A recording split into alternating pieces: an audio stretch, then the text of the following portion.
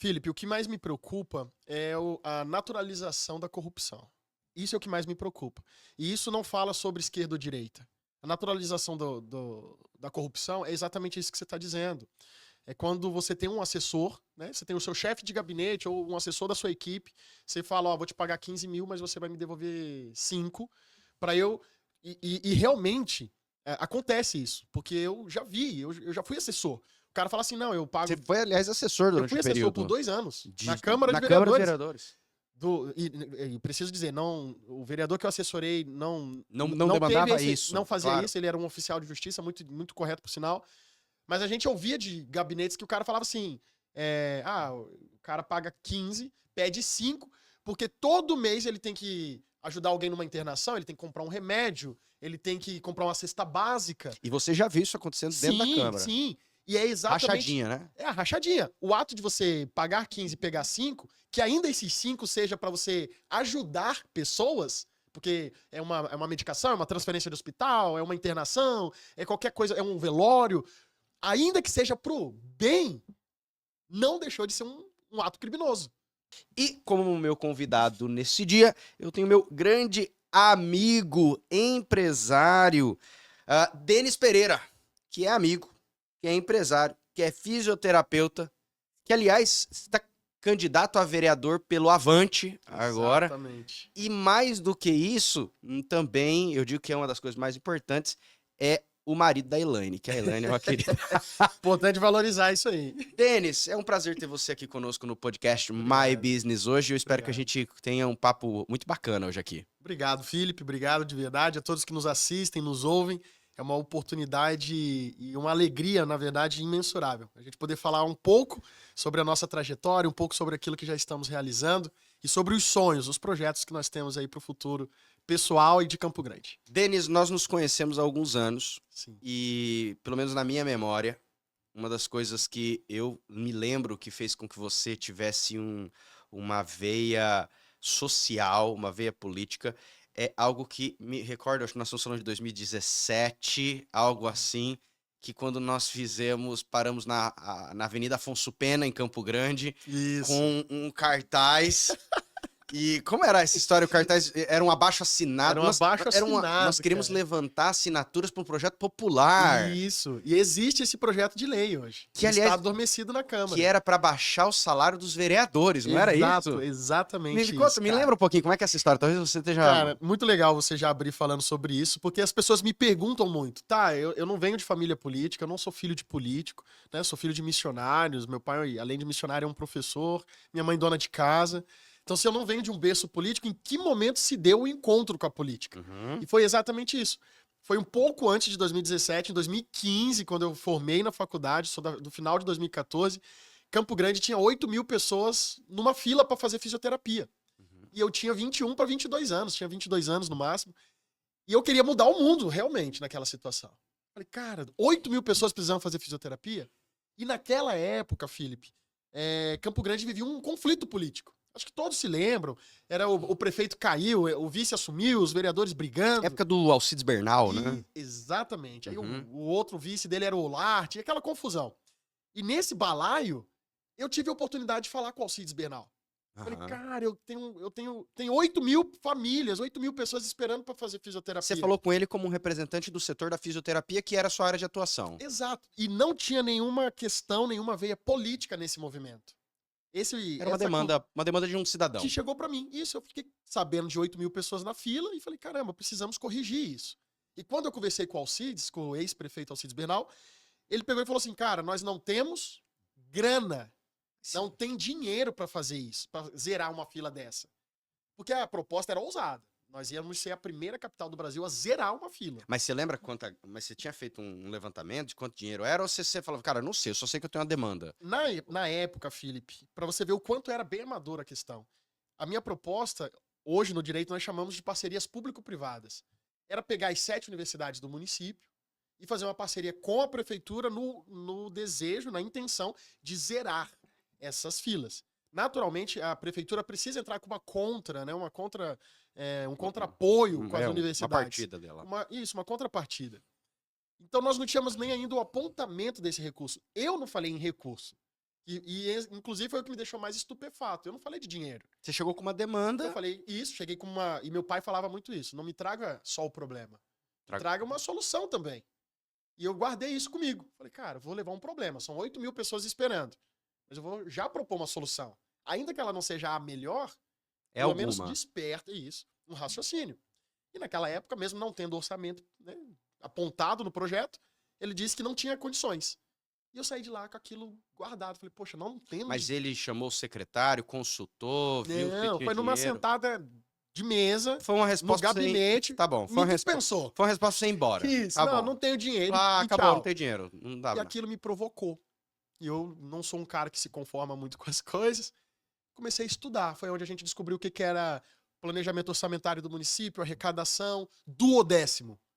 Falei, cara, naquela época a Câmara de Vereadores custava 70 milhões de reais por ano. O que é duodécimo? Duodécimo é o percentual que a prefeitura obrigatoriamente tem que passar para o Poder Legislativo para a manutenção do Poder Legislativo.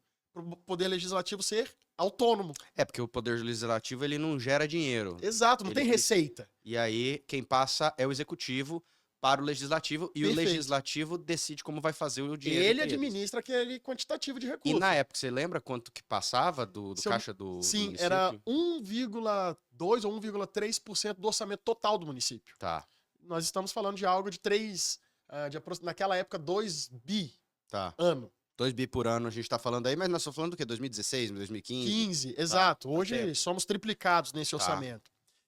E aí eu descobri o que era duodécimo, que é essa passagem do dinheiro da prefeitura, dos nossos impostos para a Câmara se manter, pagar os vereadores, assessores e fazer o trabalho legislativo. Aí eu falei, cara, achei aonde a gente vai cortar. Porque é uma receita básica. É uma receita que você deve aplicar na sua casa. Esse mês eu estrangulei minhas contas, gastei um pouco a mais, eu preciso segurar. Ou pelo menos deveria, né? Tem gente que bota para derreter o tempo inteiro. Uhum. É uma matemática simples. Eu falei, vamos reduzir no repasse do duodécimo.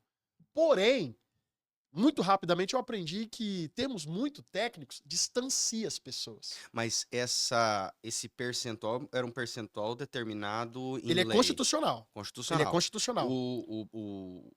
O prefeito não tinha discricionariedade para falar, esse ano eu vou passar 0,8, Não. esse ano eu vou passar 3%. Não, é tudo...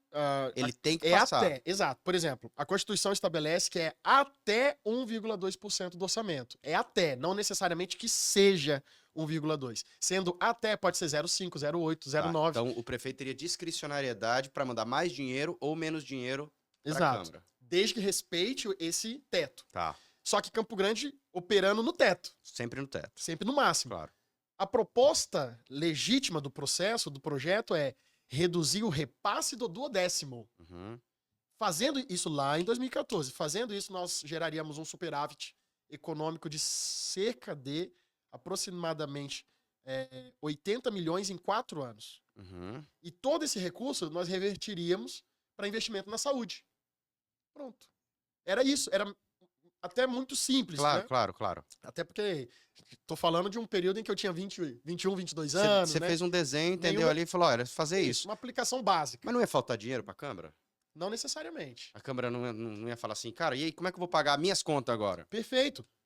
A Câmara tem despesa estrutural e o restante não é despesa estrutural. O restante é o que vulgarmente chamávamos e chamamos até hoje de cabides de emprego. Tá, a gente tem hoje, pensando em custeio hoje da Câmara Municipal, a gente tem 2 custeios principais. A Câmara não paga imposto, Exato. né? Então não é um dos custeios. A gente tem Na hoje época pagava aluguel de prédio, estrutural, estrutural, que basicamente a gente tá falando aluguel, Água, água, luz, luz, ok. e todo o E restante pessoal, com pessoal. Exato. E para isso, Cortar na carne. cortar na carne. Você falou, é só cortar, o estrutural não tem como cortar, então vamos cortar o pessoal. Enxuga a máquina. Exato, é um enxugamento da máquina. Tá, e aí eu me lembro que uma das coisas que você queria enxugar, era uma matemática que você tinha feito, era no salário dos vereadores. Você não falou no assessor, você falou, vamos direto no vereador. Na carne. São quantos vereadores? 29 vereadores em Campo 29 Grande. vereadores em Campo Grande. Você falou, vamos na carne, em 2015 ali. Isso. Aí você levantou,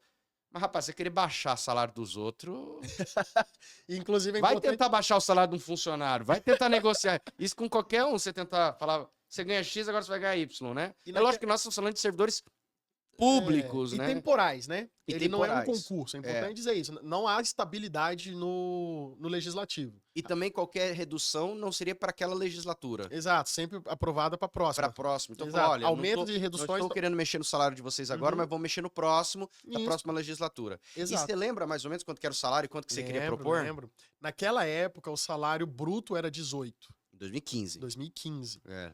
E a nossa proposta era reduzir para 12. Que ainda é um bom Não salário. era ruim, não. Ainda Ainda não tava hoje- matando ninguém a pau, não. Ainda hoje, em, Seria excelente salário. em agosto de 2024, 10 é um anos bom depois. salário. Isso. Né? Isso. Mas imagina 2015, estamos Não, falando era quanto a isso. vultuoso, era vultuoso. E eu me lembro que nós conversamos em 2015, qual seria, acho que, o meio jurídico para conseguirmos fazer isso. Exato. E me corrija se eu estiver equivocado, minha memória talvez não auxilie tão bem, que a gente tinha pensado que para conseguir fazer a redução interna do salário, precisaria de algum projeto de lei ou alguma coisa. Exato. Ou precisaria vir do executivo, Que não aconteceria que não jamais. aconteceria, ou de um dos vereadores, Da própria Câmara, que não aconteceria jamais. ou do povo, Ou do povo. que seria então o denominado projeto de lei popular. Exatamente. A Constituição estabelece esses 3 caminhos para propor leis. As pessoas às vezes acham que para fazer uma lei tem que ser vereador, deputado ou prefeito, ou senador, etc. E não. O cidadão comum pode fazer lei, desde que ele cumpra o rito que é estabelecido pela Constituição. O projeto de lei mais famoso do Brasil, na minha opinião, é o projeto de lei que foi criado por um deputado? Não, por um cidadão comum, que é o projeto de lei de ficha limpa. Ah, ele é um projeto de lei popular, É um projeto de lei de iniciativa popular. de iniciativa popular. O cara pegou, fez o abaixo-assinado e... Ou você acha que um deputado ia militar contra ele mesmo, estabelecendo a regra de que para disputar uma eleição ele tem que ser ficha limpa? E aliás é até o contrário, né? Quando junta tantos cidadãos querendo um projeto disso, fica até feio para um deputado dizer não quero. É, sou contra. Opa, então você tá devendo. Toda a população falando que quer e você falando que não quer. E não é algo ruim. O cara tá pedindo para que os candidatos sejam ficha limpa. Aí um dos deputados, ou seja lá o que for, se ele dissesse não, ele tava se entregando em ser ruim. Então nós pegamos esse esqueleto de ideia. Cara, já que um vereador não vai propor, já que o prefeito do mandato não vai propor um negócio desse, que ele tá evitando o conflito com a Câmara, nós vamos fazer. E aí foi quando eu fui estudar sobre. E aí esbarramos no primeiro problema. Denis, eu acho que eu tenho uma foto, cara, desse período. Ah, tomara que você ache. A gente já tá falando do quê? 2014, 15, final 15, Eu talvez tenho 16. Quase certeza que eu tenho aqui no meu celular. Essa foto eu não Tomara que você apaguei. tenha, cara. Peraí que eu vou... Tomara que você tenha, que eu já vou até usar esse arquivo. Não, essa foto... Eu tô falando aí, meu irmão, de algo que a gente fez na rua, Rapaz, a gente não tinha nem barba, eu acho. não tinha nem barba. E aí eu lembro que você fez... Você fez Aí nós fizemos no Facebook uma convocação. Uhum. Aí o que eu fiz como estratégia? Se eu colocasse lá, vamos reduzir o duodécimo, a senhorinha, o senhorzinho, não ia entender. Duodécimo não ia fazer sentido. O que é duodécimo? Exato. Então, como forma de estratégia de marketing, né, de captação, eu coloquei assim, vamos reduzir o salário dos vereadores? Você concorda? Rapaz, fizemos uma chamada no Facebook e naquele dia marcado, lotou Afonso Pena, deu fila, faltou papel, faltou mesa, faltou caneta, gente pegou folha, levou embora, trouxe de volta. Por quê? A Constituição, no seu artigo 5º, estabelece que eu sou obrigado a pegar 5% num abaixo-assinado para criar um projeto de lei de iniciativa popular, eu tenho que pegar 5% de assinatura de todo o corpo eleitor da cidade. Achei. Ah, não acredito. Não, vou virar pra cá. Dá uma olhada aqui, Denis. Cara, olha isso aqui. Me manda, por favor, me manda. Peraí que eu vou mostrar pra câmera. Vou mostrar pra câmera aqui. Cara, me manda. Dá uma olhada nisso aqui, ó. Tá aqui. Dá pra ver na câmera aqui? Ó. Conseguiu pegar aí? Dá uma olhada. Olha eu aí, me empresta de novo. Eu preciso ver. Peraí. Você concorda? Redução do salário dos vereadores de Campo Grande atual, 15.031. Para 2017, 20 mil. Tava Proposta de projeto de lei para a redução desse abuso.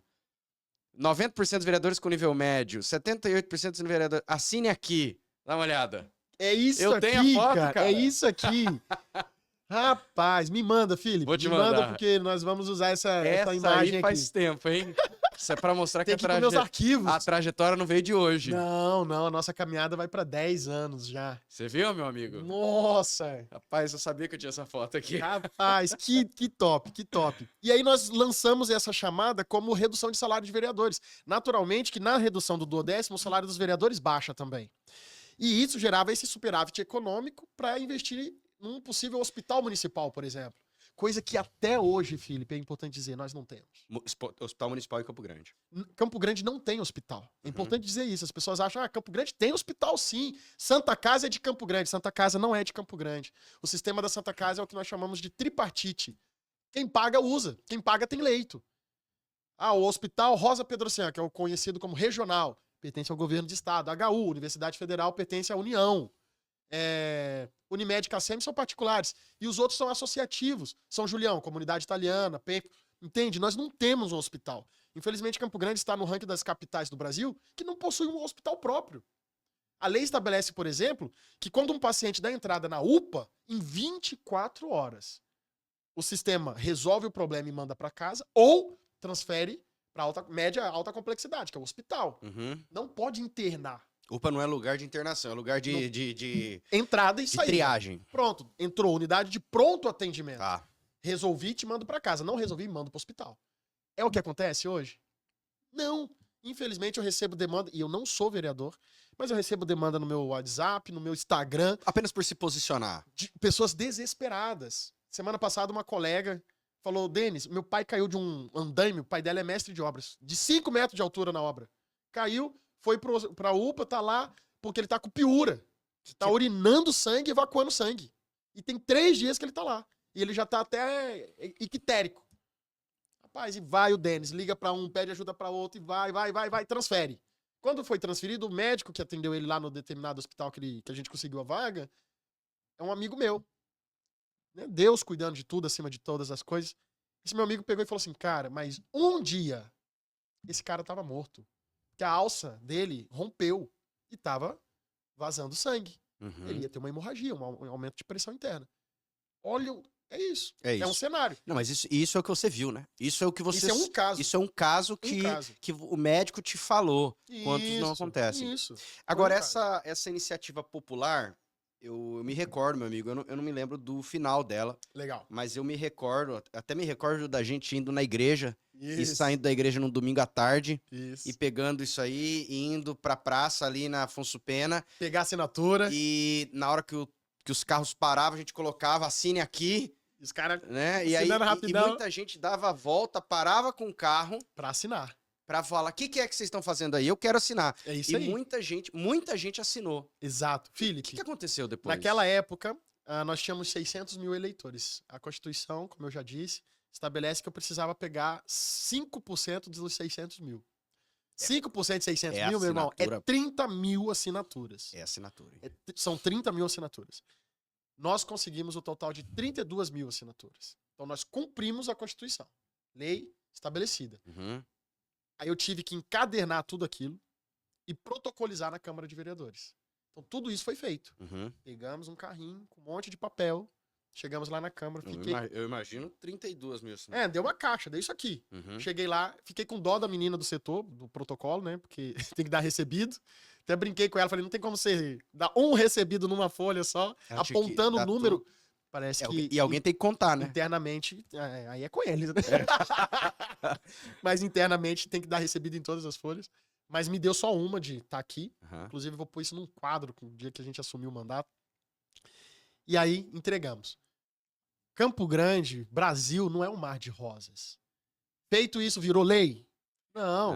Quem pauta para discussão e quem discute o tema são os próprios vereadores. Presidente da Câmara, no O caso. presidente da Câmara pauta o tema e os vereadores vão para discussão. E não aconteceu. Até porque é importante, né, Denis, considerar que existem 2 elementos, que um elemento é o projeto, que tem todo um trâmite até sua aprovação, mas se o presidente da Câmara não pauta o projeto...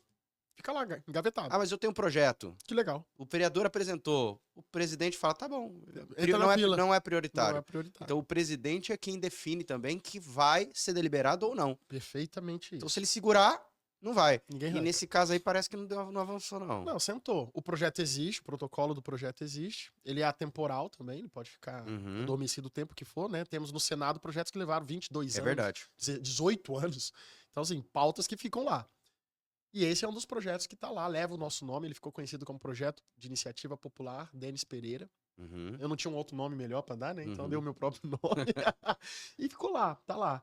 Mas isso, Felipe, é importante dizer, foi Fo- feito por alguém que não é político. Sim, e foi um gatilho Foi, exato. pra você Foi um start. perceber Exato. o poder do popular. É, de mobilização. Uhum. Ali nascia um ser político. E como meu pai brinca, né? Ele falava, o caminho das pedras nunca muda. É estudar. Vai estudar, então.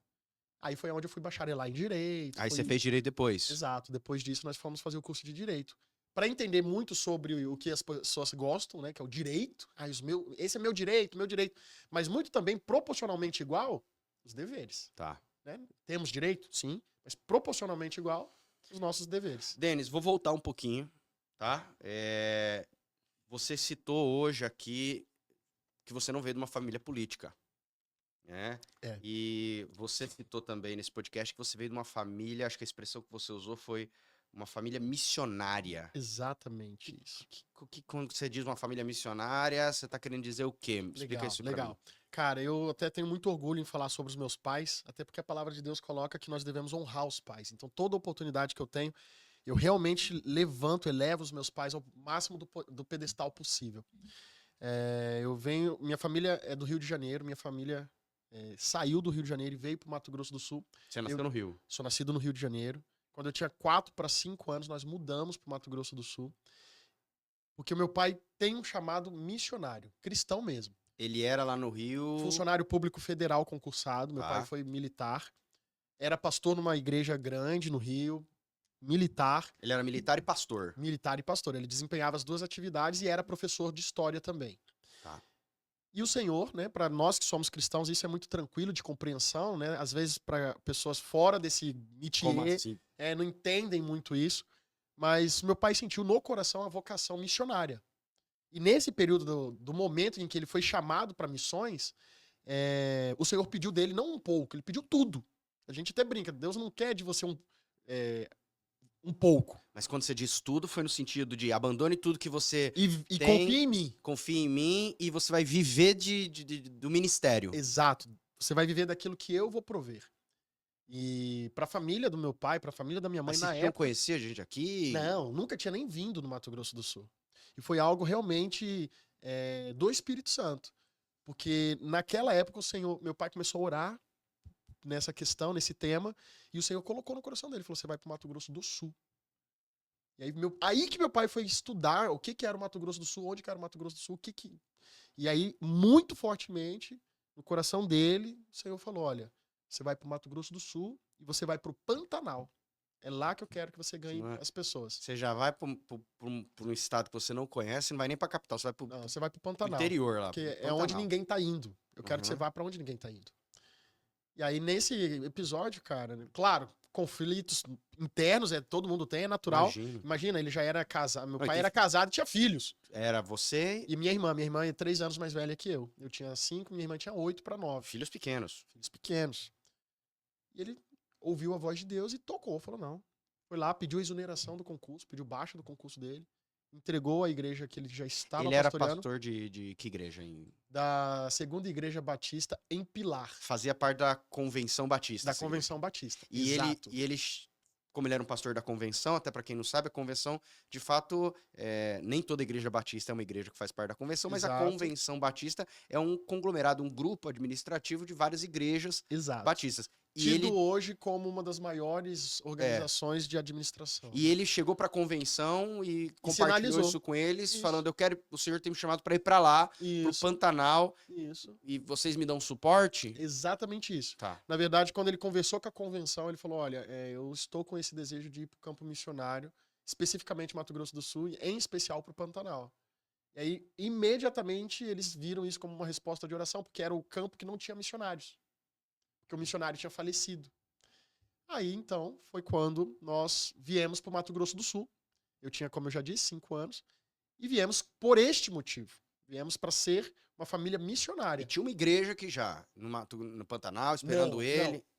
Inicialmente E nós fomos. Pantanal onde, né? Porque Pantanal é uma Isso. região. Qual lugar do Inicialmente Pantanal? nós fomos. Olha como que é interessante. Meu pai nessa época tinha 30 anos. Novo pra caramba. Não, ele Nossa. menos do que eu tenho hoje. Pois é, Hoje eu tenho nossa. 32. Nossa, eu tive meu primeiro filho com 30 anos, nem me Pronto. imagino. Meu pai tinha 30. Ele inicialmente foi para Bonito, porque a Igreja Batista em Bonito estava desativada.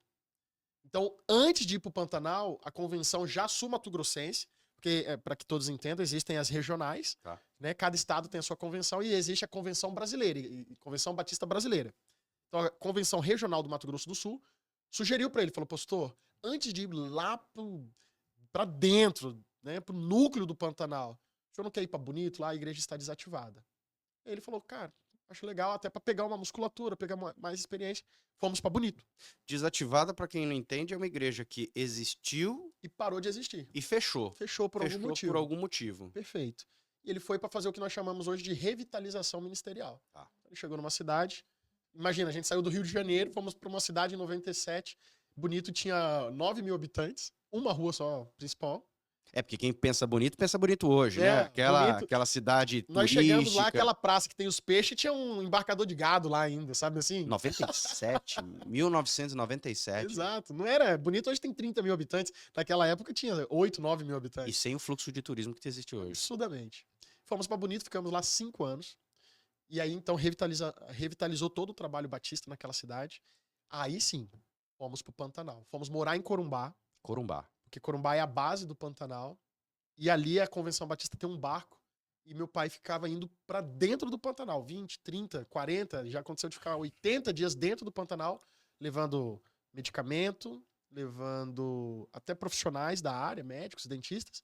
Mas acima de tudo, levando a palavra de Deus. Era pras famílias ribeirinhas que a gente Só chama. para as comunidades ribeirinhas. Então, seu pai, só pra eu entender, ele recebeu esse chamado do Senhor e ele sai do Rio de Janeiro, vai pra Bonito, vocês ficam juntos, 5 anos em Bonito, 5 anos em Bonito.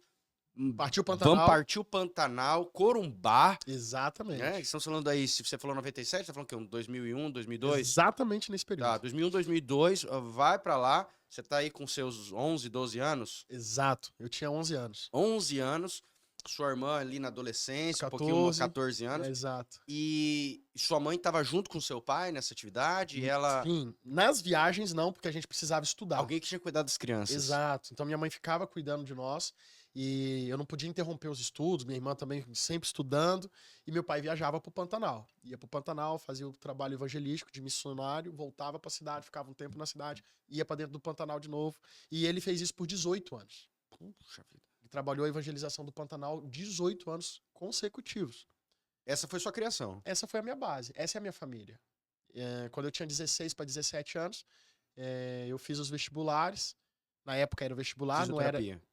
Fiz todos para fisioterapia, eu não tinha mais equívoco nesse sentido. Não Mas a sabia- fisioterapia teve alguma nuance pelo aquilo que você via de necessidade com seu pai e tal? Por que a fisioterapia? Eu já assim? sabia que faria algo na área da saúde por ser um instrumento de alcançar pessoas. Isso É. eu não tinha dúvida. Porque eu me imagino que o seu pai era importante para ele ações básicas e Exato, concretas. Exato. Um efetivas. filósofo Não, no meio dos ribeirinhos não servia não em ia tese adiantar pra ele nada. chegar lá no É. meio do Pantanal e gritar ser ou não ser, eis a questão. De Isso não ia fato. resolver absolutamente nada. Naquele momento, para eles era importante Coisas ou a práticas. questão do corpo, da alma, do espírito. Perfeito. Cuidados básicos. Cuidados básicos. Lá é o básico.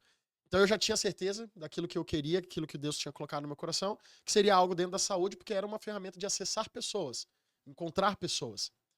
E quando defini por fisioterapia, eu fiz os vestibulares. Fiz vestibular para o Rio de Janeiro, na Federal do Rio. Fiz para o interior de São Paulo. E não tinha feito para Campo Grande. Eu passei em todos os vestibulares que eu prestei. Mas na época, meu pai em especial, chegou para mim e falou: olha, eu queria muito que você ficasse menos longe, porque eu só fiz para longe, Rio de Janeiro, São Paulo e tal. Ele falou: olha, eu queria que você ficasse menos longe, né? A gente tá aqui em Corumbá, se você puder fazer para Campo Grande. Campo Grande é uma cidade que se acontecer alguma coisa, o pai chega para te socorrer. Preocupação paternal, né? E naquela época, todo jovem, todo adolescente é dono do seu saber, né? Dono de si e tal.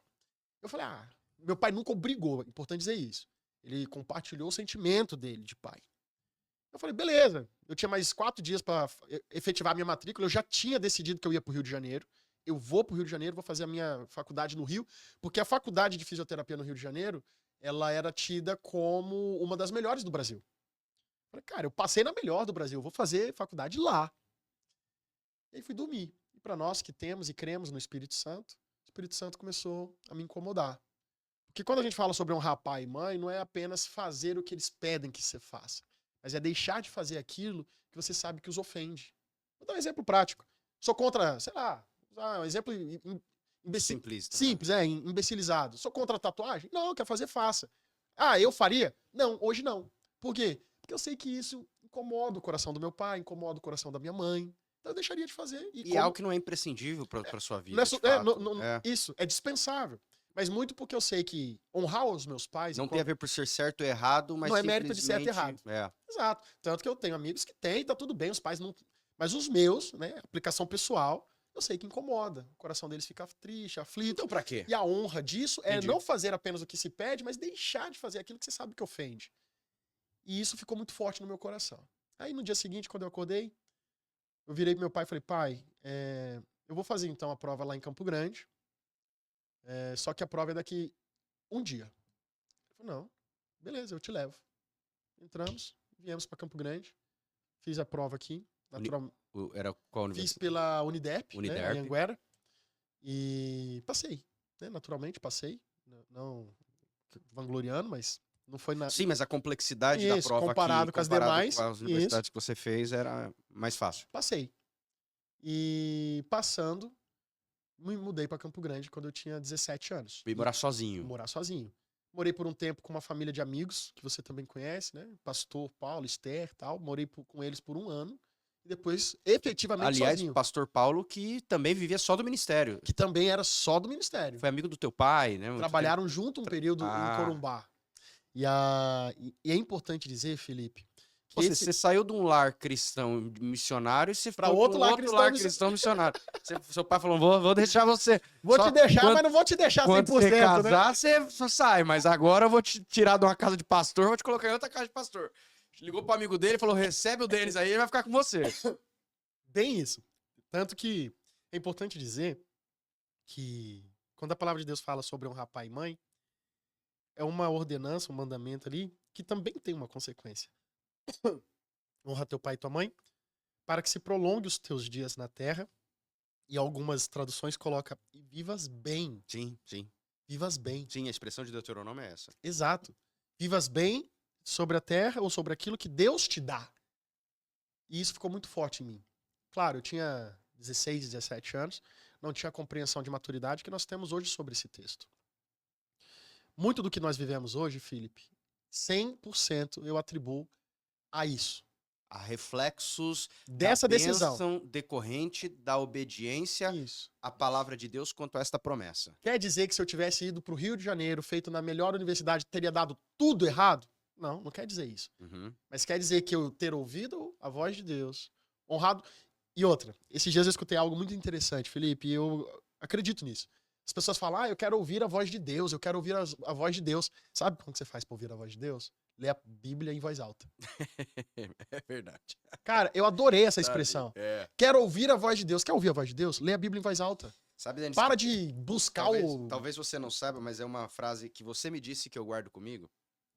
E eu não me esqueço disso, que uma vez nós estávamos falando sobre bênção, e você me disse que o diabo ele dá com uma mão e tira com a outra, mas Deus não é igual ao diabo. Se Deus deu com uma mão, ele não vai tirar com a outra. Isso. Então, se É, Deus o que está fez é abençoando e você continuar nos caminhos de Deus, o Senhor vai continuar prosperando, Isso. ainda que aos seus olhos possa existir desafios, que não Perfeito. significam Que Deus tirou que a a bênção. bênção não está sendo Isso. realizada. E eu creio muito nisso, Felipe.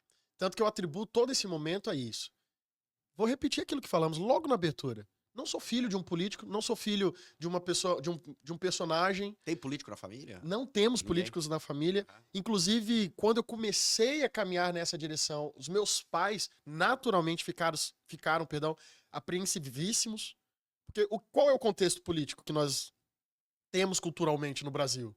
Um ambiente depravado, um ambiente corrupto, um ambiente sujo. Mas não é... A percepção que nós temos, muitos é de que se entrar ali, vai se corromper. Exato. Era bom, mas ficou ruim. Uhum. Mas esse contexto de corruptibilidade ou de corrupção, ele não é só aplicado na política. É natural que em alguns ambientes acabam tendo mais, é mais aflorado, as pessoas são mais destemidas nesse sentido, mas nós temos também buscado o respaldo e a blindagem. Hoje de manhã, antes de vir para cá, nós fizemos uma reunião com algumas lideranças, e eu falei sobre isso. Eles falaram, a gente quer te ajudar, você porventura vencer nas eleições, a gente quer te ajudar nesse mandato. Eu falei, excelente. Eu preciso também de pessoas bem intencionadas que queiram também participar diretamente disso. Eu escutei uma frase e eu gostei muito dela também, que diz assim, a política é ruim porque pessoas ruins estão lá dentro. E existe uma outra expressão muito popular no meio político que é, não existe espaço vago na política. Sempre vai ser preenchido. Então que seja preenchido por pessoas bem intencionadas. Nos últimos anos para cá, a gente começou a perceber que pessoas normais, pessoas que são empresários, pessoas que têm uma vida comum, mas que são cidadãos de bem, começaram a ver a necessidade de ir para a política para também defender pautas que são do bem. O nosso país, enquanto democracia, ainda é embrionário. Nós ainda não sabemos digerir, por vezes, o poder da democracia. E não compreendemos também, por vezes, o que é a própria democracia. Então a gente começa a tentar expelir, o que é uma, perdão da expressão, é uma burrice. Porque o Brasil não vai deixar de ser federação e voltar a ser uma monarquia. Nós não vamos ter reis e rainhas. Encerrou. Agora, então, nós temos que aprender a trabalhar com a democracia e aprender a aplicar a democracia, compreendendo que realmente isso é emanado do povo. E eu percebo que com o tempo as coisas, ainda que em passos lentos, estão mudando. E um sinal disso é pessoas normais entrarem, disputarem, vencerem a eleição e exercerem um bom mandato voltado para as pessoas. Você disse que você agora está candidato a vereador. Perfeito. Pelo Avante. Não é a primeira vez que você se candidata. Não é a primeira vez que eu me candidato. Você já se candidatou a vereador nós estamos no ano de 2024. Isso. Você se candidatou a vereador... Por 2 vezes. Por 2 vezes? 2 vezes, exato. Foram quando, você lembra? 16, 20. No ano 2016. Isso. E 2020. Exato. Você foi para tentar deputado também? Não? Aí 22 nós fizemos uma disputa para deputado. 22. Exatamente. Você tá resiliente, hein? É isso aí. Porque você não ganhou. Não vencemos. Eu preciso dizer que há uma grande diferença. Entre ganhar e vencer. Exatamente. Me explica aí, pô. Perfeito. Quando nós disputamos a eleição em 2016, eu tinha os mesmos 22 anos. E eu não tinha nem. Eu brinco falando que eu não tinha apoio nem da minha esposa. Porque ela mesma falou pra mim uma vez assim: eu não casei com um político. Eu falei, realmente, mas eu também não sou uma árvore, né? Hoje eu sou fisioterapeuta, mas eu sou bacharelando em direito. Posso ser advogado daqui a pouco, se eu quiser. Então, a síndrome da. Sempre esqueço o nome da personagem lá que eles falam. Eu nasci assim, eu cresci assim. Enfim, ninguém é assim. Todo mundo pode escolher e mudar. Em 2016, nós disputamos uma eleição para vereador que nós não tivemos nem sequer santinho. Eu não tive nada. Não tivemos santinho, nem adesivo, nem nada. Mas tivemos apoio de amigos. O partido deu dinheiro? Nada. Nem nada, real, nada. real, zero, nada. zero, zero. 2016... Porque eu só era uma peça de manobra. Tá. Depois eu escutei isso do presidente do partido. Ele falou assim, você me surpreendeu. Porque eu achei que você ia fazer 150 votos. Você lembra quando você fez em 2016? Claro que eu lembro. Quanto? Fiz 820. 820 votos. Em 2016, um jovem de 22 anos. Primeira eleição. Primeira eleição. E não paramos mais. Eu fiz os 820, falei, cara, temos condições. Nós vamos chegar. Um dia nós vamos chegar. Aí passou 16, 17, continuamos 18, trabalhando, 19, lutando. Eu 20. montei um projeto social voltado para promoção de saúde, cuidando de pessoas. Lembra? Meu projeto de lei para reduzir a fila não foi aprovado. Então eu comecei a eu mesmo atender as pessoas. Em 2020, fui para disputa de novo. Você abriu, só nesse intermédio, Denis, você hoje tem clínicas de fisioterapia, né? Eu acho que você é empresário. Eu sou empresário. Então você teve essa visão eu sou meu próprio patrão. Empreendedora. Sim, né? sim. E você é seu próprio patrão, você é Sim. empresário, você abriu clínicas de fisioterapia para conseguir desenvolver. Empreendi na fisioterapia e em outros ramos de investimento. Uhum. Já construí casa, não sei se você sabe. Uhum. Construí 2 casas já. Investi em área rural e fui fazendo aplicação. Imobiliário e assim subsequente. Exato. Uhum. Tudo fruto originário da fisioterapia. Tá. Eu amo o que eu faço, realmente sou muito realizado como fisioterapeuta e é um compromisso. Vamos vencer a eleição e não vamos parar de atender. Tá. Chegamos em 2020. Chegamos em Pra 2020 vereador de novo. com outra musculatura. Contudo, 2020 a pandemia me quebrou os pés. Que daí a pandemia comendo foi E um na dos anos fisioterapia também ninguém mais fazia tratamento, que era a sua fonte de renda principal. principal. E pacientes morrendo. E, não sei se você sabe, mas 2020, por conta da pandemia, foi um dos anos que mais teve abstenção de voto. As pessoas não foram votar. Porque já tinha aquele fica em casa, lá, né? Então as pessoas ficaram com medo. E Mas aí, mesmo assim, nós mais do que dobramos o que fizemos em você 2016. lembra quanto você gastou na campanha de 2020? Em 2020 eu tive um orçamento de 12 mil reais. Você gastou 12 mil reais. 12. E o que o partido deu? Você lembra? Desses 12 mil, eles me deram 7. 7 mil. 7 E o mil. restante foi de você, de Amigos, amigos? teve amigo que me doou 100 reais, teve amigo que me doou 500 reais. E nós conseguimos fazer a campanha de 2020. Quantos votos deu 2020? 1.712. 1.712. Tá. Fizemos quase 1.000 votos a mais do que 2016. Aí você não desistiu. Aí não desisti, porque eu realmente acredito que é algo que o Senhor Você não colocou. falou assim, não foi, deu, não é pra ser, nossa, Não, cansei. não, eu nunca cogitei isso. Eu nunca cogitei. 2 anos depois, outra eleição. Aí já foi uma estratégia. Foi mais você já começou a perceber que você errou, que É, aconteceu. porque é importante dizer, Felipe, que eu não tenho padrinhos. Não sou filho de político. Não tenho padrinhos políticos. Então eu falei, cara, se eu não tenho pais políticos e eu não tenho padrinhos pra me financiar politicamente, eu tenho que ser mais inteligente. Eu tenho que ser estratégico. Lancei a minha candidatura pra deputado federal Federal? em 2022. Nem foi estadual. Não, lancei pra federal. Você foi cunhudo, hein? Fui pra cima. Eu tô na chuva e fui pro Ousado. pau, fui pra guerra. Lançamos pra deputado federal. Aí você fala, mas qual que é a estratégia? Simples. Tem menos candidato em 2022 pra deputado federal. Assim eu consigo correr mais nas pessoas, alcançar mais pessoas. Porque eu realmente acredito que as pessoas me conhecendo e conhecendo a essência do nosso projeto, elas não vão negociar. Uhum. O nosso público, o nosso corpo eleitor, ele é um público conceito.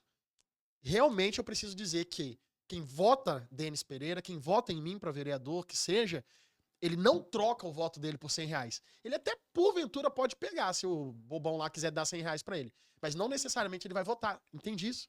Uhum. Então, o deputado federal foi uma estratégia de jogo. Fomos candidatos e fomos para cima. Focamos, trabalhamos em cima de Campo Grande com uma receita minúscula. E fizemos quase 5 mil votos em Campo Grande. 2022 em Campo Grande foi 5 mil votos. Exato. 2 anos atrás. Passava pra vereador. Entre os primeiros. O primeiro colocado de 2020 fez 6. Fizemos 5 em Campo Grande. Aí saímos da campanha de deputado federal, virei pro meu grupo, Gênison, inclusive, que tá aqui, e falei, nós não vamos recuar nem 1 milímetro. É daqui pra frente. Baixamos a cabeça e fomos pro pau.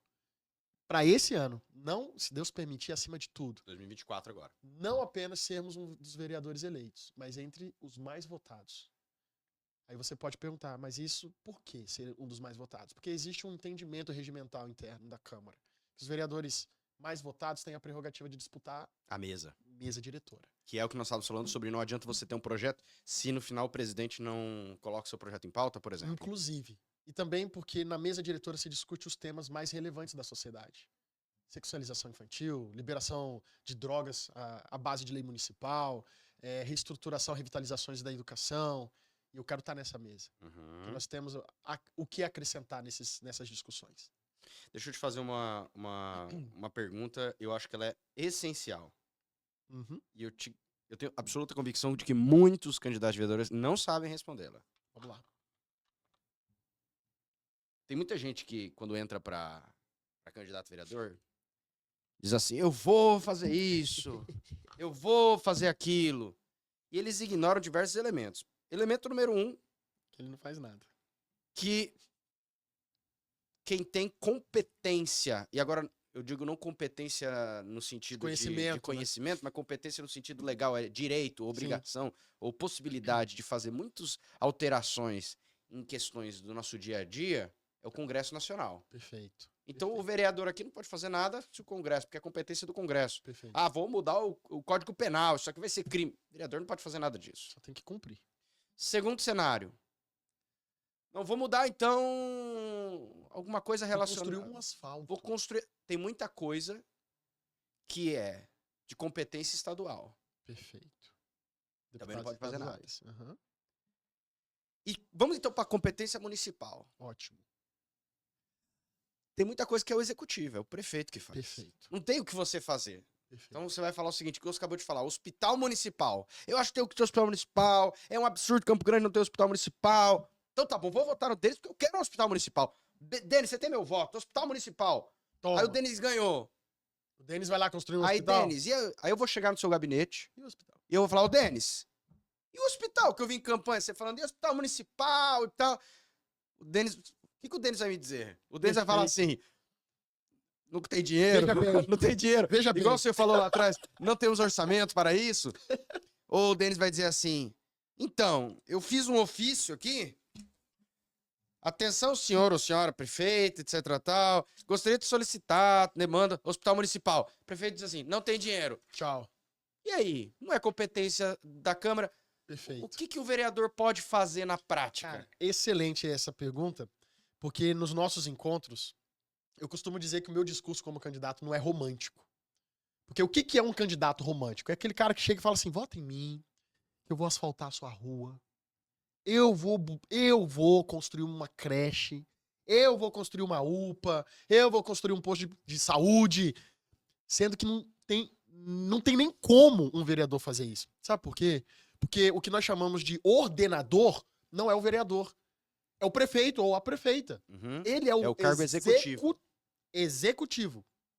Aí o vereador fala assim, mas eu pedi.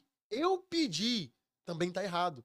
Esse ofício do vereador pedindo se chama projeto de lei autorizativo, que nada mais é do que o vereador falando assim, eu autorizo o executivo a construir um hospital. Tá, ele não depende da sua autorização. Ele depende de orçamento, ele depende de milhares de outras coisas. O que ele não precisa é da sua autorização. Tanto que hoje tem vereador que fala assim, eu, no meu mandato, fiz 35 projetos. Você vai ver lá, tudo projeto autorizativo. Autoriza a prefeitura a executar a obra de saneamento. Autoriza a prefeitura... É só pra dizer que o projeto É só pra dar aprovou. número. É quase alguém chegar na frente da sua empresa e dizer assim, Denis, eu autorizo você a atender seus pacientes. Isso, Felipe. Enquanto advogado, eu te autorizo a advogar. Aí o seu paciente ou advogado, nesse exemplo que você deu, advogou e você diz, olha lá, eu autorizei. Fui eu. É isso. Então, infelizmente, falta, inclusive para os candidatos, conhecimento e para a população. E o nosso discurso ele não é romântico. Eu termino as minhas reuniões, que nós temos feito muitas, inclusive, dizendo isso. Falo, olha, nós não somos românticos nesse sentido, mas nós somos verdadeiro. Vereador não asfalta. São 500 candidatos a vereador. Se alguém chegar falando, vota em mim que eu vou asfaltar, você pergunta como? Porque olha como que é interessante isso, Felipe. Você viu lá nas redes sociais, eu consegui 1 quilômetro de asfalto para determinada região, mesmo não sendo vereador. E já subiu em diário oficial e vai começar as obras logo após a campanha, porque não pode subir agora. Como? Como que nós conseguimos? Esse recurso estava bloqueado na Caixa há 8 anos. Descobrimos isso. Fomos até o secretário de obras. Hoje o quilômetro asfaltado em Campo Grande custa em ser aproximadamente R$1,5 milhão o quilômetro asfaltado. Esse recurso era um recurso pequeno, era recurso de 2 milhões e pouco. Quando eu conversei com o secretário, que por sinal me recebeu muito bem, falei, secretário, esse recurso está lá, tal. Ele mesmo não lembrava desse recurso. E eu sugeri, falei, posso apresentar um projeto para destinar esse recurso? Pode. Falei, tá aqui, o quilômetro asfaltado custa R$1,5 milhão, o recurso lá é de aproximadamente 2 milhões, tá aqui, vai dar 1.800.000 asfaltar isso aqui. E a lei também agora estabelece que não pode mais asfaltar onde não tá com esgoto passado. Então já tinha esgoto passado. Tá aqui. Quando eu apresentei para ele... Mas como você apresentou o projeto? Porque você não é vereador. Como é Exato. que você apresentou? Você sugere com um chamado estudo de viabilidade, que inclusive foi feito em parceria com a própria secretaria. A própria secretaria, depois que eu provoquei eles, foram lá e fizeram estudo de viabilidade. Largura, comprimento, tudo que precisa ser feito você pelos se engenheiros. manifestou ali como um cidadão. Como cidadão. Tá. Eu não tenho prerrogativa de vereador, eu não bato carteira, não tem como. Depois disso, ele me chamou pra conversar, ele falou, cara, até brincando, ele falou assim, parabéns, você tá pronto, você já tá fazendo mais do que alguns vereadores, porque você conseguiu 1 quilômetro de asfalto pra um bairro. Mas eu que asfaltei? Não. Depois que eu apresentei pro secretário, que é executivo, depois que nós aprovamos a parte dele, coube a prefeitura dizer vai Ou não ou vai. não vai. E nesse caso, a prefeita falou vai, assinou e mandou executar. Eu achei ótimo. Mas vamos lá. Na prática, o que o O vereador que o vereador faz? faz? A primazia, a função primária no direito nós chamamos, do vereador é fiscalizar o executivo. Ah, ele tem que propor projetos de lei. Função secundária. Ah, ele tem que fazer no Dia das Crianças festa, entregar pirulito, no Dia das Mães fazer almoço na comunidade. Nem é função. Isso daí são as instituições religiosas que devem fazer. Por isso que elas são isentas de pagar imposto. É o que nós chamamos de função social. Por que igrejas, centros espíritas e etc. não pagam imposto? Porque o Estado espera que elas desenvolvam o chamado Trabalho social. função social. Uhum. Ah, mas vereador, então não pode? Pode, porque tem cara que é tão ruim de serviço, que ele só faz isso. No Dia das Crianças, na Páscoa, no Natal, não sei o quê, vai fazendo isso. Mas não apresenta algo regular, algo efetivo. Porque existe uma limitação, eu até falei sobre isso, de legislações que podem ser na prática, Exatamente. né, Gerados? Eu imagino que legislações que vão afetar a população campograndense de competência da Câmara Municipal efetivas são legislações que não podem ser alteradas toda hora, como o plano diretor da cidade, né? É para 4 anos. Não é algo que... Ah, vamos mudar aqui, depois apresenta mais Isso. alguma coisa. Não. Até o planejamento urbano, por exemplo, que versa sobre o asfalto, sobre o saneamento, sobre novos loteamentos. O planejamento urbano ele é feito por um período, por um determinado período. Sim. Isso é ajustado depois, se eu não me engano, é para 8 anos. Agora, você usou a expressão que o trabalho principal de um vereador é fiscalizar. Perfeito. Você disse fiscalizar, no caso agora, quem? O executivo. O executivo. A função do vereador é fiscalizar. O quê? O executivo. Onde? Em tudo. Por isso que a atividade do parlamento, a atividade do vereador... Mas quando você fala tudo, dá um exemplo aí pra gente, na prática. Fiscalizar... Os orçamentos. Orçamentos. Porque todo mundo, quando a gente fala sobre fiscalizar, fala assim, então ele tem que fiscalizar as obras, porque as obras estão paradas. Estão paradas aí. Isso, também. Mas quando a gente fala sobre o parlamento, é importante dizer que versa muito mais sobre uma questão técnica do que uma questão de gostar de ir pra rua. Vou dar um exemplo. Hoje, um contrato simples da Secretaria de Saúde pode ter entre 4 mil e 30 mil páginas. Essa fiscalização desse contrato, para ver se não tem um jabuti vazando dinheiro público ali, cabe a quem? Vereadores. Isso é técnico. Mas você tem que pedir ou vai pro gabinete? Eu tenho que provocar. Tá. E aí funciona exemplo, assim, como vereador. Eu imagino que, um exemplo daqui, eu imagino que, por exemplo, a prefeitura, eu imagino que todos os dias ela faz contratos. É possível que sim. É? Possível Até que porque sim. precisa de comprar alguma coisa. Tem aqueles que são vender, emergenciais, tal, dispensas emergenciais, licitatórias. Perfeito. Temos contratos de valores pequenos, temos contratos de valores grandes, vultuosos. Ela não te faz prestação de conta. Nenhuma. É Nenhuma. eu que tenho que ir lá. Você, o vereador, que vai ter que falar, ó, Vem aqui. me manda o contrato número tal, me manda o Isso. contrato número tal. E tem Chegou prazo de no meu- entrega. Me chegou no meu ouvido aqui, número tal. Até, portanto, pelo que você me mostra, parece que um dos melhores caminhos de denúncia É o contrato. o da população é pro vereador. Exatamente. É o mais próximo da população. Falar, Ele é o mais próximo da população. Contudo, Denis, agora me fez pensar, e aí eu fico pensando como na prática funcionar isso no meio político. Uhum. Por exemplo, você falou pra mim que você tá candidato a vereador pelo Avante, Pelo avante. tá? Eu vou ser bem sincero com você que eu não tenho um conhecimento profundo de legislação eleitoral. Ok. Não é meu forte, então talvez algumas perguntas que eu vou te perguntar talvez sejam até óbvias. Ok. Primeira questão, o mandato é teu ou é do Avante? Perfeita pergunta. Excelente. De forma imediata, o mandato pertence ao partido. Tá. Você está eleito, mas pertence ao partido.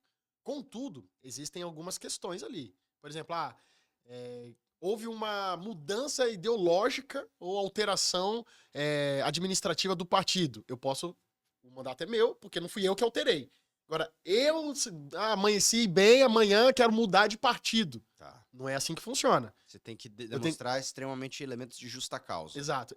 Há necessidade de um fato concreto.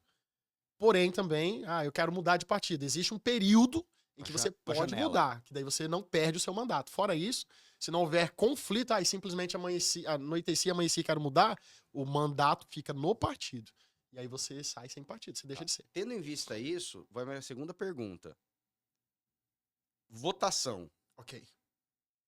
Partido, vou dar um exemplo aqui, o Avante, porque você tá pelo Avante. Aham. O Avante diz assim, ó, não sei se ele tem o poder de determinar ou apenas opinar, mas o partido diz, você vai votar sim, vocês que são vereadores Aham. do Avante, a gente vai estar dizendo para vocês votarem sim nessa demanda. O Denis Certo. pode votar não? Pode. E qual é a consequência disso? Represália interna. Por exemplo, excelente exemplo. Se uma pauta lá e nós vamos fazer o que eles chamam de voto de bancada. Vamos dar um exemplo, uma pauta ideológica que Que eu vai contrário discorde. aos seus princípios. Pronto, eu discordo dessa pauta. Ah, não, mas o Avante, como bancada, vai votar assim. Eu posso votar não. Eu posso manifestar contrário. Tipo, vamos pro prático. Liberação de drogas no município, apesar de ser uma dependência de lei federal. Tá, vamos supor. O Avante, na bancada, vai votar assim. Eu sou antidrogas. Sou totalmente antidrogas. Eu posso votar não. Contudo, o Avante começa a te ver como um cara que não comunga da ideia deles. Uhum. O que eles podem fazer? Eles podem te expulsar do partido, porém, casos de expulsão, você não perde mandato.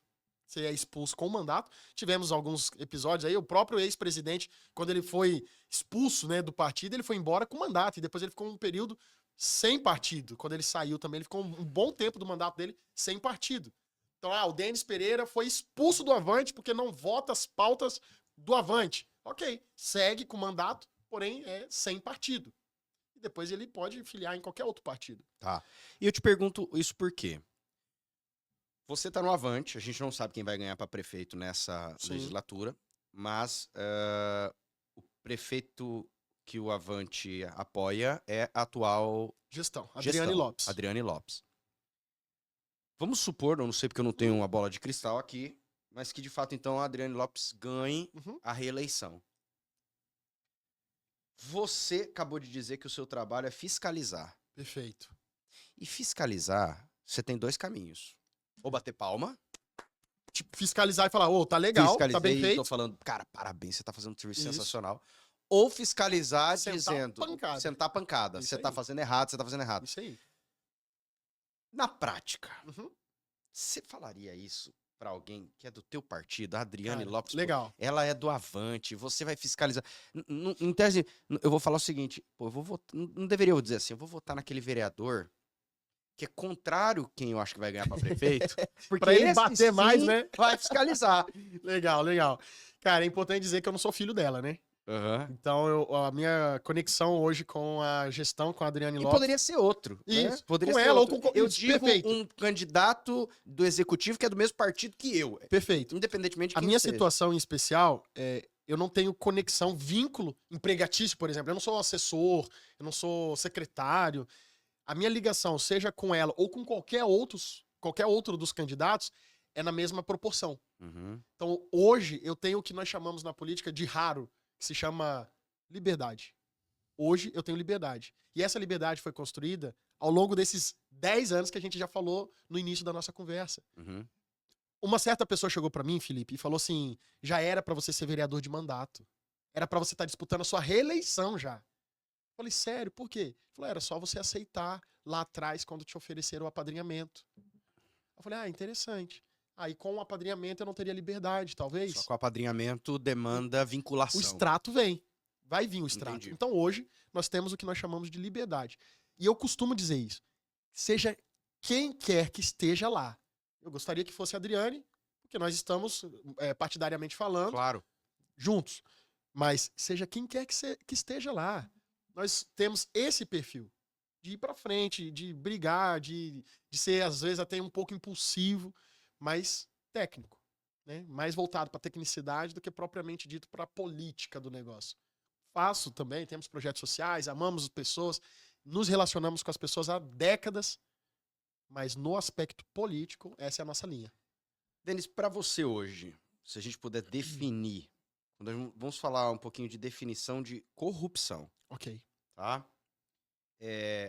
Nós tivemos na história da democracia brasileira eventos de corrupção que surgiram, muitos deles, e que, em grande maioria, eram elementos de corrupção que aquele que estava agindo de maneira corrupta ele agia justificando essa corrupção como faz parte do game. É assim. Sim, Há elementos talvez mais graves, como, claro. por exemplo, temos casos de Petrolão. alguém que simplesmente desviou o dinheiro Isso, para colocar no seu bolso. isso. Mas eu tenho percebido que dentro da política existe aquela corrupção justificada. Sim, o jogo sistêmico. Por exemplo, nós tivemos agora aí na Câmara Federal relacionado, por exemplo, à denominada rachadinha. Isso. Rachadinha, para quem não sabe, é aquela O assessor que recebe. o assessor que recebe. Então, O um salário. exemplo, o deputado recebe o salário dele, mas ele recebe uma verba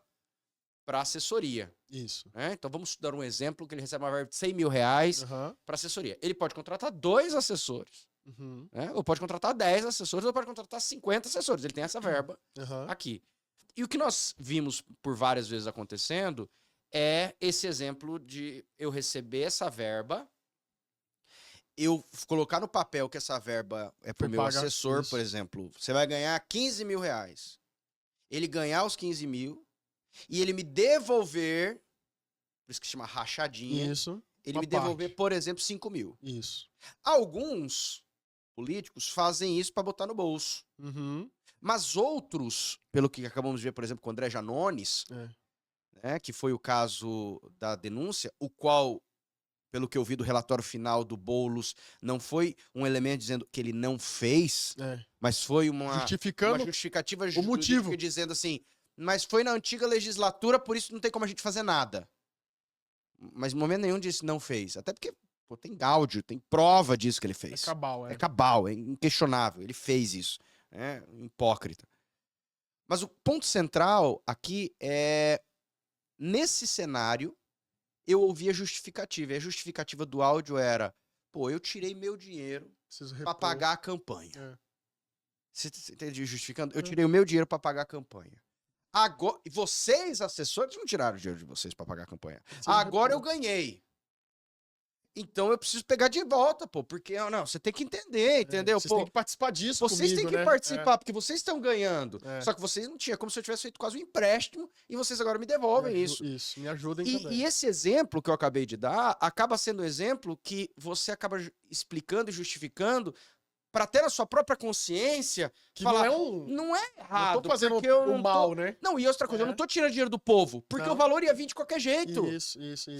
Então existem elementos de corrupção, que são aqueles elementos que o povo diretamente É. está sendo prejudicado, Sim. como uma fraude licitatória de valores abusivos e exacerbados. Sim.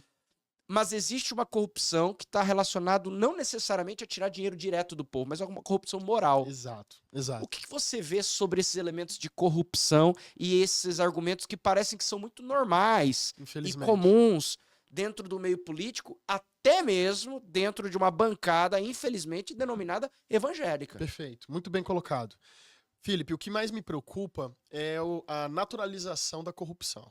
Isso é o que mais me preocupa. E isso não fala sobre esquerda ou direita. A naturalização da corrupção é exatamente isso que você está dizendo. É quando você tem um assessor, né? Você tem o seu chefe de gabinete ou um assessor da sua equipe, você fala, ó, vou te pagar 15 mil, mas você vai me devolver 5 para eu... E realmente acontece isso, porque eu já vi, eu já fui assessor. O cara fala assim, não, eu pago... Você foi, aliás, assessor Eu durante fui o assessor período. por 2 anos, de- na Câmara de Câmara dos Vereadores. Vereadores. E preciso dizer, não, o vereador que eu assessorei Não não demandava teve isso, não fazia claro. isso, ele era um oficial de justiça, muito, muito correto por sinal. Mas a gente ouvia de gabinetes que o cara falava assim: o cara paga 15, pede 5, porque todo mês ele tem que ajudar alguém numa internação, ele tem que comprar um remédio, ele tem que comprar uma cesta básica. E você já viu isso acontecendo dentro da Câmara. Sim. E é exatamente. Rachadinha, né? É a rachadinha. O ato de você pagar 15 e pegar 5, que ainda esses 5 seja para você ajudar pessoas, porque é uma medicação, é uma transferência de hospital, é uma internação, é qualquer coisa, é um velório, ainda que seja pro bem, não deixou de ser um ato criminoso. Porque é um ato criminoso. A lei estabelece assim. Então, o grande cerne do problema é a normalização. Não, vamos normalizar isso aqui, Porque, na verdade, ele não tá pegando pra ele não tá pegando pra ele trocar de carro ou pra ele fazer um crescimento patrimonial. Ele tá pegando pra ajudar o outro. Isso é um grande problema. E não deve ser normalizado. Volto a dizer, nem pelo lado da direita, nem pelo lado da esquerda, nem pelo centro, mas é um problema e precisa ser enfrentado. E com esse julgamento do Janones, eu ia falar da Nones, do Janones, foi escarrado e cuspido na nossa cara que ainda vale a pena fazer. Porque foi isso que eles fizeram. Não houve negativa do processo, não houve negativa de que não houve que não teve o ato corruptível. Mas aí, então vamos buscar um jeito de justificar. Como vamos justificar? Não, foi feito na legislatura passada. Agora, Denis, não gera um receio, se assim eu posso dizer? Eu não participei por dentro dos panos, por dentro do cenário que estava acontecendo, exclusivamente pelo que a mídia trouxe. Mas pelo que eu me recordo, superficialmente, na época essencialmente do prefeito de Campo Grande, Alcides Bernal, ele aparentemente parece que buscou se levantar contra um sistema que estava sendo instituído. Não estou dizendo que se a gestão dele era boa ou ruim, mas independentemente de gestão boa ou ruim, ele parece que levantou-se contra o sistema. De forma semelhante, nós vemos, por exemplo, o Jair Messias Bolsonaro, que se levantou contra o sistema, e por mais que ele tenha ganho, nós vemos agora a inelegibilidade por cenários absurdos e cenários de perseguição inquestionável contra ele e contra os seus apoiadores, né, no qual foram taxados de bolsonaristas, nunca por Bolsonaro, mas pela mídia que estava contrária à posição a ele. Agora, você, de repente, dizer, eu não vou aceitar, eu não vou ingressar nisso. Porque sabe que a maior preocupação eu vejo da grande parcela política, não é os demais políticos, é o político que não aceita. É o político que eu não tenho nada. É o político que eu não tenho nada a dizer contra ele. De fato, trevas com trevas não incomoda trevas porque mantém trevas. O problema é quando você traz luz no meio das trevas, porque demonstra aquilo que existia dentro da realidade das trevas. Exato. Como você acha que você conseguirá alinhar alianças políticas? Haja visto que nada adianta você fazer um projeto, um exemplo, ou uma fiscalização e ter um voto. Exato, perfeito. Você tem 29 vereadores. Como é que você alinha alianças políticas com integridade, sendo que por vezes haverá necessidade de você ceder ou se calar para lá na frente também para que você possa ter o projeto. É aquela percepção filosófica e social de que os fins justificam os meios. Porque pensa, no final é para apoiar a população. Sim, e eu tô fazendo isso pro benefício da população. Mas para eu conseguir isso, eu vou ter que entrar no game, participar do sistema. Legal. É importante a gente dicotomizar. Você escolhe as guerras que você vai disputar. Na política é assim. Você escolhe as guerras. Uma estratégia, por exemplo. Eu não preciso me vender nesses termos que a gente está colocando para que os meus projetos sejam aprovados. Porque realmente a aprovação de projeto pede uma minoria simples. Uma maioria, perdão, simples. Eu não preciso, então, me vender nesses termos que a gente já colocou. Maioria simples, para quem não sabe, 50% mais um dos que estiverem presentes. Pronto. Maioria simples, 50 mais um. E aí o nosso projeto avança. Mas também eu não posso ser inimigo de todo mundo. Exato. Eu preciso... Como que nós estudamos e acreditamos ser possível? Felipe, o Felipe lá, vereador, independente se ele pega, se ele faz rachadinha, independente, isso é um problema dele, com o gabinete dele e moralmente, com a justiça, mas é um problema dele. Ele me traz um projeto. Cara, tô querendo fazer esse projeto aqui. Não sendo um projeto que ofenda os meus conceitos. Às vezes é um projeto até tolo. Vou dar um exemplo prático. É um projeto imbecil de vereador, trocar nome de rua. Pronto. Isso vai mudar alguma coisa pra mim? Não. Vai me ferir em alguma coisa? Não. Mas eu tenho um projeto que é realmente relevante para a cidade no aspecto da saúde, por exemplo. Como, por exemplo, a ampliação do atendimento da fisioterapia nas unidades de saúde. É algo que nós carregamos há 10 anos. A gente quer pôr fisioterapeuta nos postos. Não tem ainda. Isso é relevante. Tá, então, vereador Felipe, eu vou assinar com o senhor esse projeto de mudança da rua aqui, do nome da rua de Maria para João.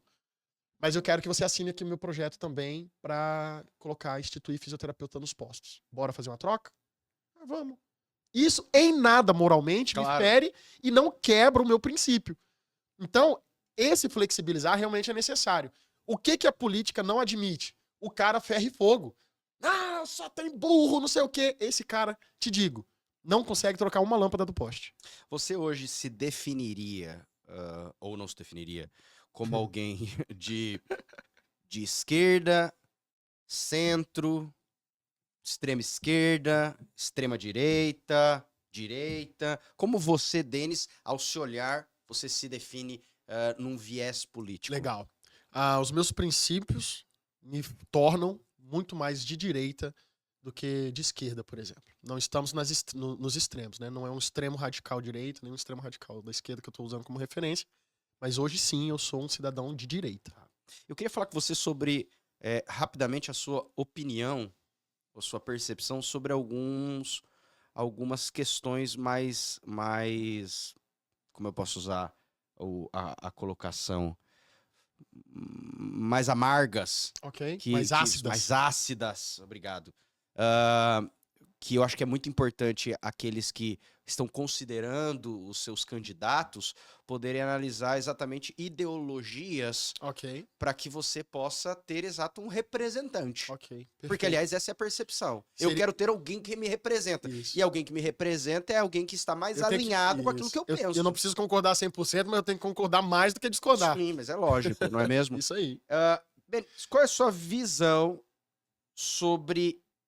E antes de você responder, eu vou fazer 2 perguntas dentro dela. Ok, Qual é a sua visão sobre aborto? ok. Essa é a primeira questão.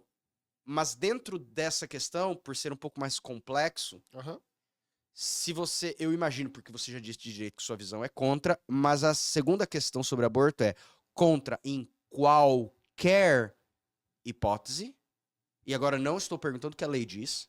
Ah, tá. Em qualquer hipótese. Ou o Denis entende como indivíduo que na hipótese A, B e C seria possível e crível. Por favor. Legal. Ainda que não seja como a lei diz que você queira a resposta, mas a lei já diz alguns É princípios. verdade. Então, por exemplo, Mas o criança Supremo também, por exemplo, legislou em cima em daquilo. cima de decisão, criando novos elementos que hoje são permitidos. Isso aí. Por exemplo, a criança anencéfala. Ela é uma gestação insustentável. Não tem como uma criança nascer sem cérebro. Então, é permitido um aborto. Mas, em regra, né, trazendo para minha resposta pessoal, eu sou anti-aborto. Eu sou anti-aborto. Contudo, nós temos situações. Né, aconteceu uma criança lá de 8 anos, 10 anos, que sofreu uma violência sexual, abuso sexual, e aquela criança está gerando uma outra criança. Entre a transição do embrião pro feto, existe ali o prazo, acho que de 3 semanas, se eu não me engano, posso até confirmar, de 3 a 4 Claro. semanas. E, por favor, você nem é obrigado a saber tecnicamente isso, porque não é... Mas nesse período, eu ainda consigo digerir melhor a informação de que realmente Pode caberia Isso. Interrupção. a interrupção. Não sendo nesse período, eu sou a favor, então, de que gere e dê para adoção. Mesmo em caso de estupro. Infelizmente. Mas ela vai ficar Claro, com... uma coisa não justifica a outra, lógico. mas ela vai ficar com um trauma. E, infelizmente vai mesmo. E precisa ser acompanhada de perto, precisa ser cuidada, precisa ser amada. Inclusive o Estado precisa estar nessa direção, apontar nessa direção. O que eu não consigo digerir, Felipe, já respondendo a sua resposta, é a tamanha flexibilização que está sendo proposto. E aí agora a gente não está falando de crianças Não. estupradas. A gente está falando da menina que é irresponsável, que já tem 17, 18, 20 anos, que está tocando a vida dela do jeito que ela quiser, porque ela realmente é livre, ela pode fazer do jeito que ela quiser. Mas assim também, ela engravida. E aí agora a lei diz, não, Você não concorda a qualquer você não tempo concorda você com a pode abortar. expressão meu corpo, minhas regras? Nunca. A partir do momento que tem uma outra vida ali dentro de você, você já não tá versando mais sobre o seu corpo, mas sobre o corpo de outra vida. Mas e quando eles sustentam, esses que são favoráveis ao aborto, de que a vida não é vida enquanto não gerada como vida fora do ventre? Interessante, porque a célula é vida e a criança, a partir do momento que deixa de ser embrião e se torna um feto, não é vida. Havendo oxigênio, células, sangue, até movimento, né? Porque ainda que por menor o feto ele se movimenta, já tem tudo informação, deixa de ser uma vida. Realmente não concordo. Nesse contexto, não. Tá. Denis, segundo questionamento. Qual que é a sua percepção sobre o ensino de sexualidade nas escolas? Cara, eu respondo isso com muita tranquilidade e já cito um exemplo. Em Campo Grande existe uma... Eu não estou falando neste momento, desculpe te interromper, Tranquilo. ainda sobre... Eu não estou falando sobre sexualidade no sentido de ideologia de gênero. Não é essa a minha Não, pergunta eu ainda. entendi. É sobre Sexualidade e sexo. falar de sexo com Com criança. crianças. Ótimo. Vou responder de duas formas. Eu sou contra a preconização do sexo para criança. Tudo aquilo que incentiva a criança ao mais precoce possível se envolver com sexo. Porque isso rouba a inocência da criança. E existe algumas linhas políticas que querem trazer para dentro das escolas cartilhas, por exemplo, ensinando sobre como manipular o órgão genital do sexo oposto ou até mesmo do seu sexo, né, que é o homo, né? Uhum. Ali o menino com menina, a menina com a menina, Tá. e fala sobre masturbação e etc. Ah, mas com adolescentes de 15, 16 anos, com 13 anos que começam a ser introduzidos aí fora na vida sexual, não, em crianças de 4, 5. Entende? Eu sou totalmente contra. Se isso cai na mesa de pauta para votação, ainda que eu voto de bancada do Avante Se seja a você favor, encontrar eu um voto contra. material em escolas eu vou municipais, denunciar e nós vamos brigar. você não vai ser favorável a isso. Não. Sexualização infantil, não. Nesse contexto. Né? Material impresso que vai Sim, sexualizar material- a criança. Não, nós não vamos. Mas eu acredito, aí é uma opinião entre o Denis, que é necessário a educação para as crianças com relação ao cuidado. Como assim? Por quê? Infelizmente, nós temos um índice muito grande de estupro. Então, quando eu olho para minha sobrinha, eu tenho uma sobrinha, eu não tenho filhos, eu tenho sobrinhos.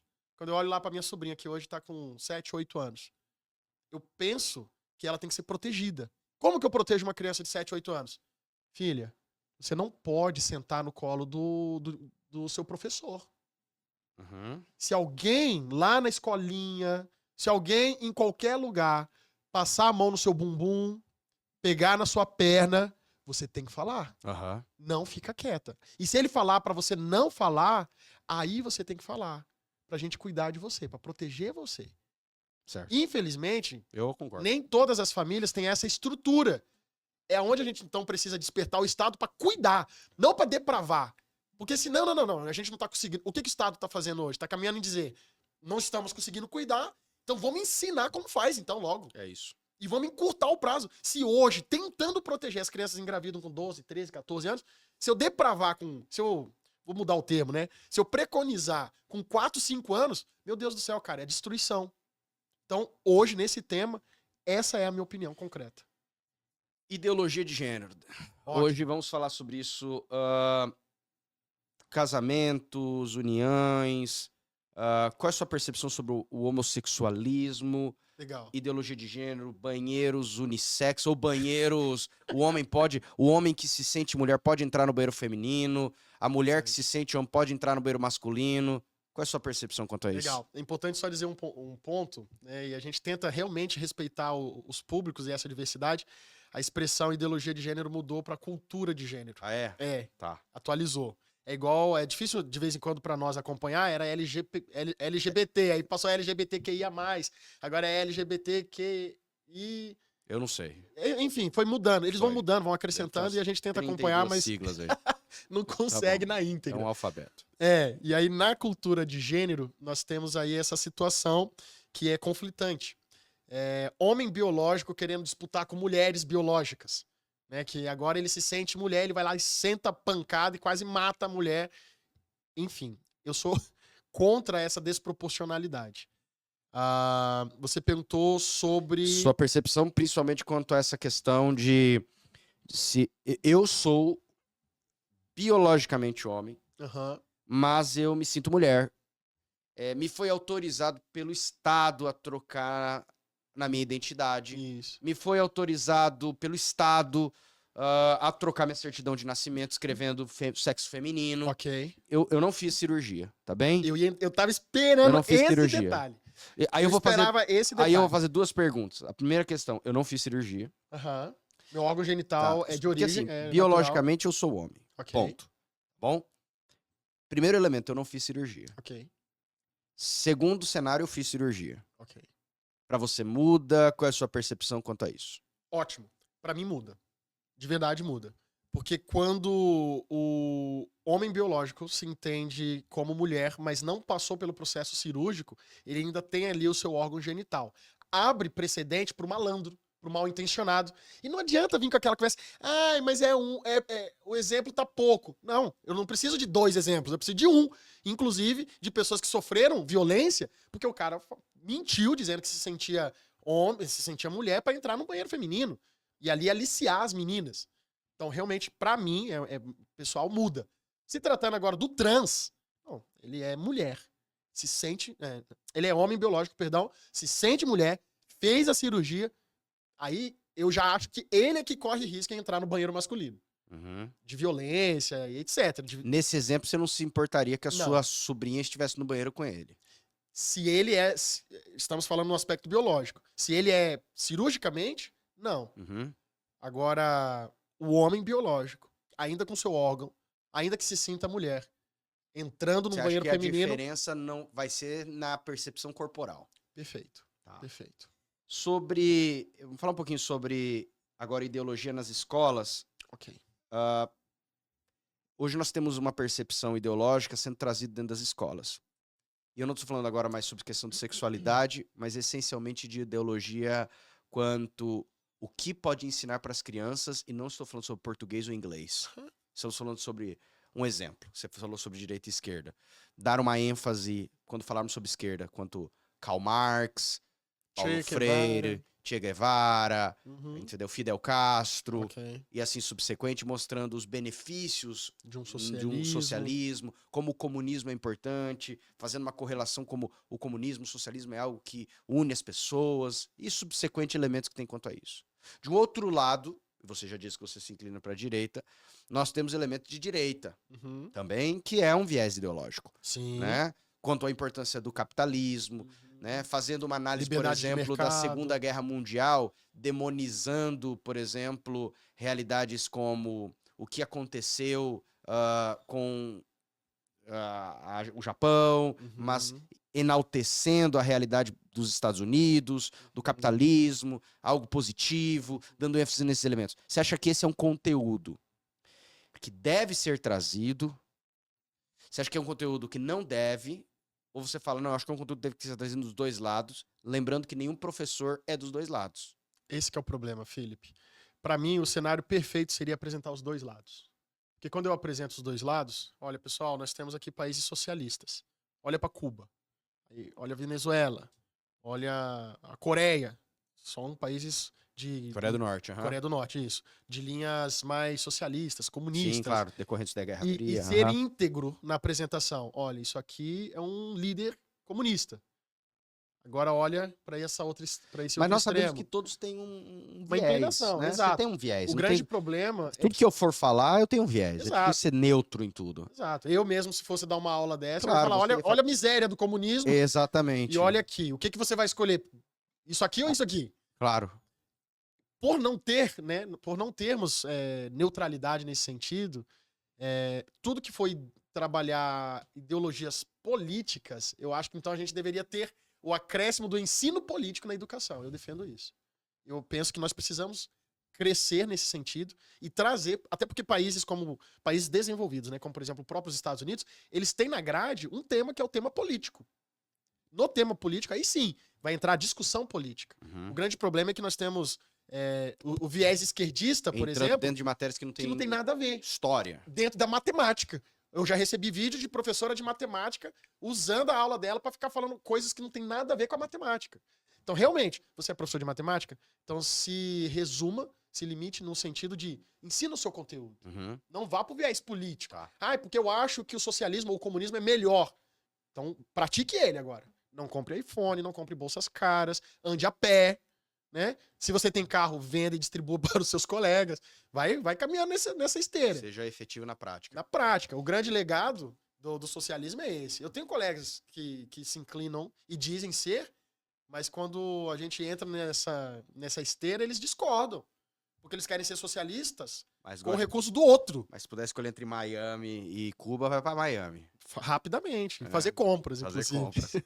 Um último questionamento, meu amigo, a respeito desses itens específicos que temos falado de pauta. Existe uma demanda acho que de todos os setores do setor público, que eu quero o aumento do meu salário. Otimamente. Então, eu tenho os fisioterapeutas que são servidores. Eles querem um aumento da categoria. Eu tenho os policiais municipais. Eu quero um aumento da minha categoria. Isso. E nós sabemos, ou pelo menos imaginamos saber, que na prática não tem dinheiro para aumentar o salário de todo mundo. Não. E o aumento de salário, me corrija, mas tem correlação com a vereança. Total. Se o vereador de fato vai aprovar, não vai aprovar. Sobe o do prefeito, sobe o dos vereadores, mas tem que ter sobe os funcionários. Exatamente. Agora, qual é a sua percepção sobre o aumento de salário? Você acha realmente que existem hoje setores que estão defasados? Se você fosse dar um viés de ênfase na sua vereança a aumento de salário na categoria, você tem uma ordem que você fala assim, cara, pra mim, sim, se tiver dinheiro, aparecer um dinheiro no caixa, o primeiro lugar é o setor A. Segundo lugar, se sobrar, setor B. E se sobrar, setor C. Ou não? Você tem essa percepção hoje? Sim. Você fala, não, é o que eu teria que estudar mais, analisar. Cara, vamos lá. Realmente, para que haja um ajuste do que nós chamamos de primeira classe do funcionarismo público, é necessário que suba de vereadores, prefeito, vereadores, para daí ajustar a primeira classe, que são os secretários e os adjuntos. Mas, por exemplo, para eu aprovar um aumento de prefeitos, não necessariamente tem que subir dos vereadores. Dos professores, perdão. Para aprovar o dos professores, não necessariamente tem que subir o dos vereadores. Para aprovar o dos enfermeiros, técnicos, dentistas, fisioterapeutas, não necessariamente, da segurança pública, não necessariamente precisa subir dos vereadores. Se nós fôssemos falar hoje sobre as áreas, as três que para mim são priores em realmente ter ajuste, é o da saúde, o da segurança pública, porque a guarda realmente sofre muito com a defasagem, e o da educação. Principalmente da educação especial. Isso nós precisamos rever. Porque esses ajustes, eles dependem de ter o recurso, mas não necessariamente de ajustar também o do executivo e do legislativo. Aí a gente trabalharia em cima disso. Claro, hoje o argumento não tem verba, não tem dinheiro. Hoje Campo Grande arrecada mais de 6 bilhões por ano. E você acha que o segredo para esse aumento de verba é qual? É um aumento da carga tributária? Eu nunca vou ser a favor do aumento da carga tributária. É importante dizer isso. Nesse ponto, eu sou mais inclinado para o Estado mínimo mesmo. Porque a gente percebe o Estado estrangulando, e o serviço nunca voltando. Na minha opinião, a gente precisa inverter um pouco isso, dar mais liberdade para as pessoas financeiras, e para que isso aconteça, sim, é necessário cortar mais na carne, né, gerando economia, né, superávit econômico, do que necessariamente aumentar a carga tributária, espremendo mais o contribuinte, para daí então chegar. E você, como vereador, tem algum compromisso que você faz de cortar alguma coisa na carne? Que você fala assim, porque tem muitos que o discurso é bonito, mas você tem uma percepção que você fala assim, se eu for eleito, você tem algum projeto de governo no sentido que você fala, eu, diferentemente dos outros, ou não? Interessante isso, porque nós precisamos fazer o cálculo do que é efetivo ou não. Vou dar um exemplo. Eu, como vereador, tenho à disposição 10 assessores. Não, então eu vou contratar 5. Os outros 5 que eu não usei, outro vai usar. Então isso é efetivo ou é só marketing? Ah, não, o Denis tinha 10 assessores, ele contratou 5. Mudou o total de nada. Porque você não pode pegar esse dinheiro e usar para... Não posso. Fazer uma então, doação. quando nós falamos sobre reduzir despesa, é no macro mesmo. É olhar para a máquina pública e falar, bom, aonde que a gente está tendo gargalo? Nas secretarias. Aonde que a gente está tendo gargalo? Na Câmara de Vereadores. Onde nos contratos está tendo ladrão, está tendo fuga. Aí, isso é efetivo. Às vezes, em um único contrato, você consegue recuperar, judicializado, 800 milhões para o município. E isso é efetivo. Agora, porque isso gera realmente essa confusão. Ah, você defende a redução, mas tem 10 assessores, você tem os 10. Porque se eu contratar 2 a menos, vai mudar nada na prática pro orçamento do município. Entendi. Sendo que esses 2 que eu não contratei vai ser absorvido em orçamento por outro vereador, que agora passa a ter 12. Meu amigo, uma última mensagem, se você tiver pode olhar para aquela câmera ali, se você quiser dizer alguma coisa para o público ou para os seus eleitores, algo que você... A eleição é quando? Vai ser... 6 de outubro. 6 de outubro. E seu número qual é? 70777. 70777. O máximo de número da perfeição que deu para Exato. incluir Digita ali. 70 e enche com 7 lá, Até fechou as lotar- caixinhas. e- confirma. E confirma.